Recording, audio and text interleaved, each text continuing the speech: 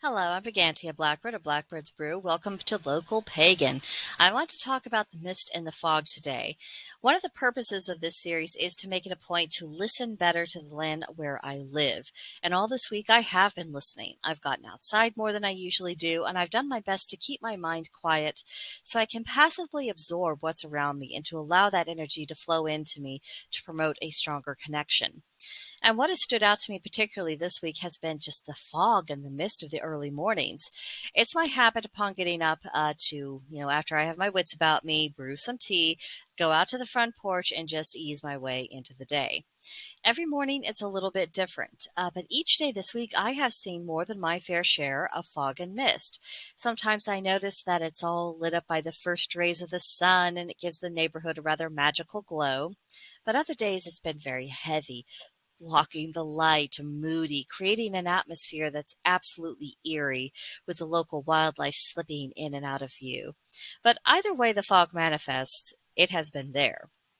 Now, in pagan mythos, the idea of fog and mist have certain magical and spiritual connotations, and these ideas have been on my mind all week, particularly during morning walks when I was moving through the fog and feeling its chill to my bones.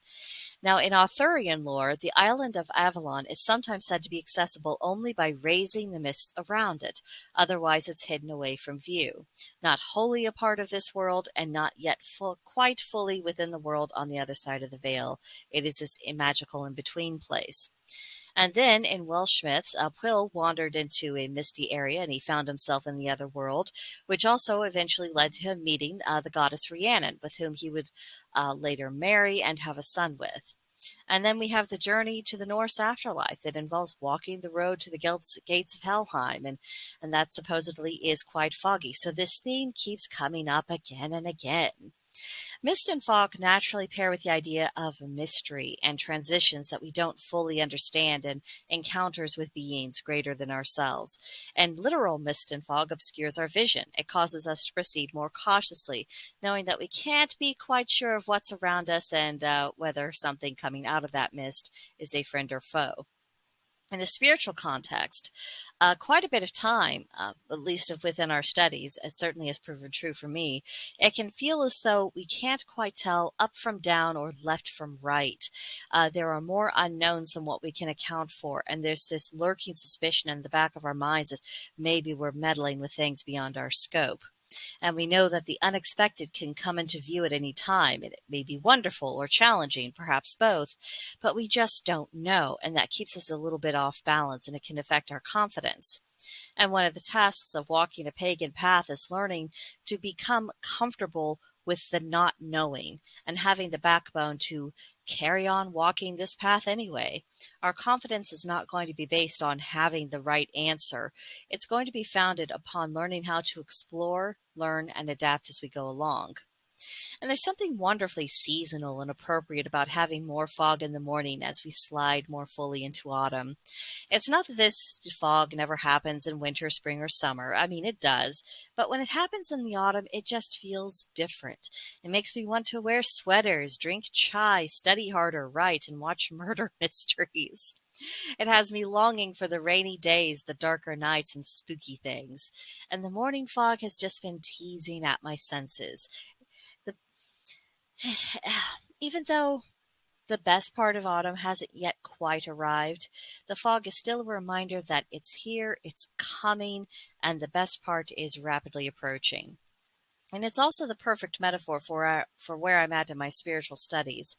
As you know, I'm looking much more closely into Norse spirituality, and while I'm aware of most of the broad strokes associated with it, it's still just an outline of knowledge. Much like when you look at houses or trees through a fog, they're just outlines beneath the layers and layers of mist that shroud them.